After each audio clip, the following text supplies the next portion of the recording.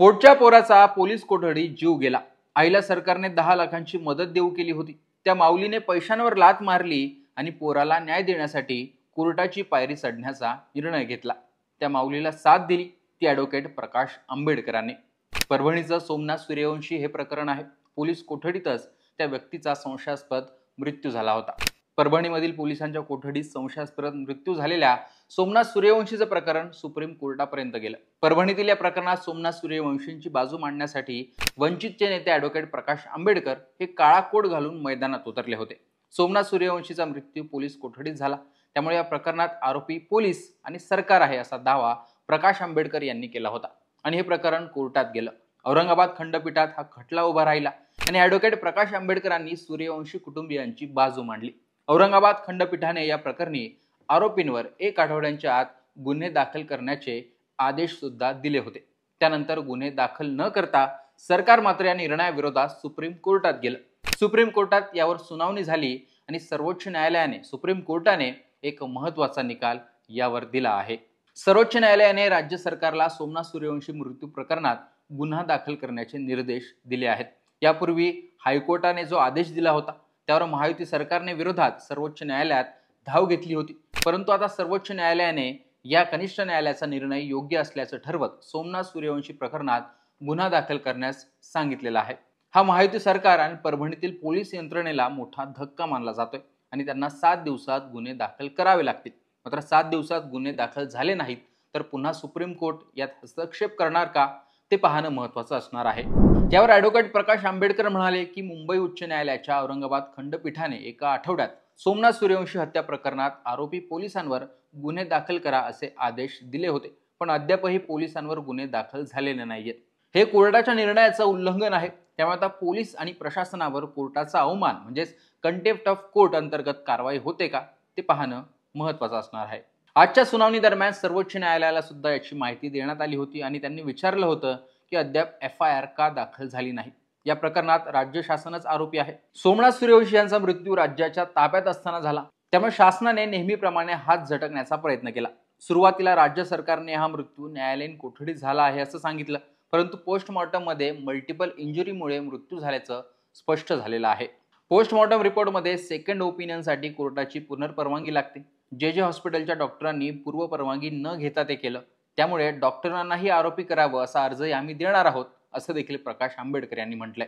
196 BNS किंवा 174 CRPC या कायद्यातील तरतुदी अपूर्ण आहेत।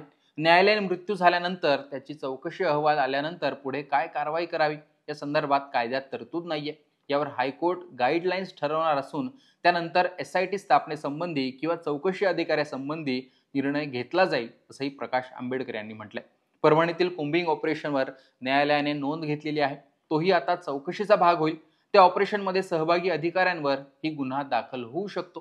गुन्हा दाखल करण्याच्या उच्च न्यायालयाच्या आदेशाविरोधात राज्य सरकारने सर्वोच्च न्यायालयात अपील केलं होतं, ते सर्वोच्च न्यायालयाने फेटाळलेलं आहे। त्यामुळे FIR दाखल करणं बंधनकारक आहे असं प्रकाश आंबेडकर यांनी या निकालानंतर म्हटलं आहे। सर्वोच्च न्यायालयाच्या या निर्णयानंतर सोमनाथ सूर्यवंशींच्या आई विजयाबाई यांना रडू कोसळलं। त्या म्हणाल्या की मी परभणी वकील संघ, औरंगाबाद वकील संघ, मुंबई उच्च न्यायालय वकील संघ आणि प्रकाश आंबेडकर या सर्वांची आभारी आहे।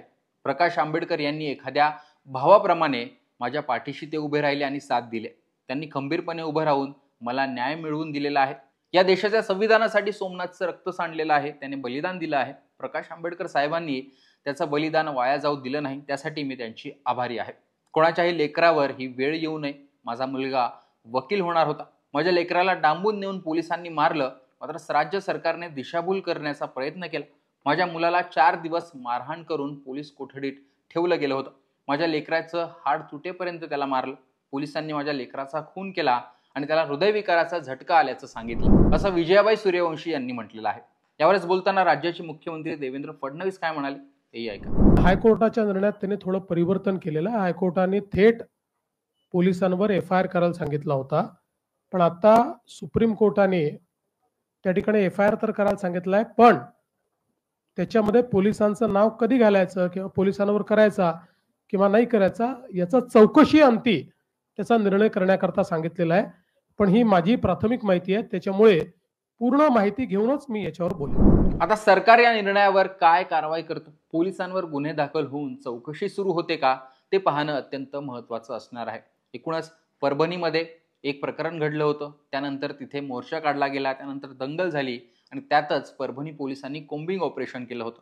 त्यातच सोमनाथ सूर्यवंशीला अटक करून मारहाण झाल्याचं नंतर बोललं गेलं आणि त्यातूनच मृत्यू झाला असा आरोप झालाय. दुसरीकडे सरकारने मात्र हृदयविकाराचा झटका, त्याला दुर्धर आजार होता असं सांगितलं आणि हे प्रकरण कोर्टात गेलं होतं. पण आता कोर्टाने पोलिसांवरच गुन्हे दाखल करण्याचे निर्देश दिल्यामुळे पोलिसांभोवती मात्र आता ससेमिरा लागू शकतो. तो कधी आणि कसा लागणार ते पाहणं महत्त्वाचं असणार आहे. एकूणच या प्रकरणाविषयी तुमचं मत कमेंट बॉक्समध्ये सांगा.